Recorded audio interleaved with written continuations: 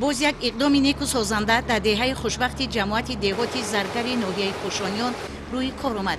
کوچه و راه‌های اهمیتی محلی داشته این دهه که طی 3 کیلومتر را تشکیل می‌دادند با پرگی اسفالت پوش گردیده ایستادند.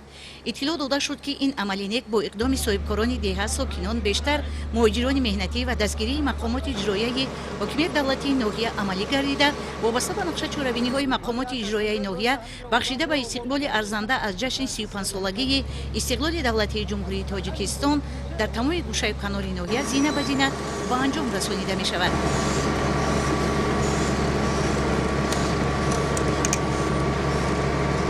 رهبریت جماعت اطلاع دادند که برآمدن از بنبست کمیونیکاسیونی در قطار هدف‌های استراتژیکی میباشد که همچون وظیفه عمومی و عامل مهمی پیشرفت کشور محسوب می‌یابد. این نقطه را به نوبت گرفته رهبریت محل راه‌های اهمیت محلی داشته را تعمیر و تجدید کرده نیت دارند که تا جشن افتخاری ملت 35 سالگی استقلال دولتی جمهوری تاجیکستان 178 کیلومتر راه‌های اهمیت محلی را پورا تعمیر و از نوسازی نمایند.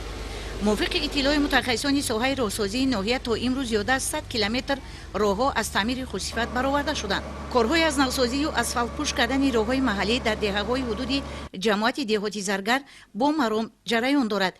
در این کار تمام تکنیک‌های معاصر را به کار سفربر کرده و با دست کمک ساکنان دهه خوشبخت و حشد دسته جمعانه این اقدام را به انجام رسانیده ایستادند.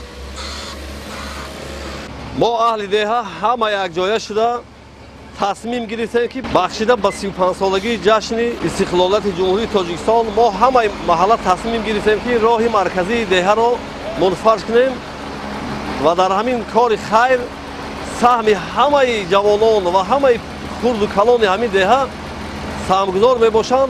در آینده ما نقشه داریم که با راههای بین محله را همین خیلی منفرش کنیم و ما سهم خود را در آبادانی همین دیار کشور عزیزمان بگذاریم.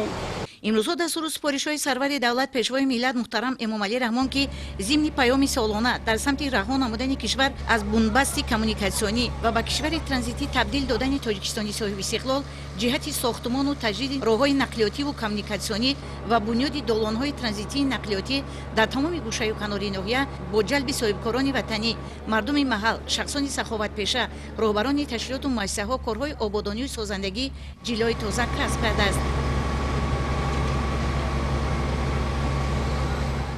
تطبیق لایحه‌های سرمایه‌گذاری دولتی بر روی شبکه‌های راه‌ها مساعدت کرده جهت عملی شدن این هدف استراتژیکی وابسته به رشد و رونق ساختمان و تجدید راه‌های اتومبیلگرد و انشاءات آن جهت تأمین حرکت پیوسته و بی‌خطری واسطه‌های نقلیات تمایلی بالاروی دارند. چنین یک اقدام نیک و سازنده در دهه لاله‌زار همین جماعت به وقوع پیوست.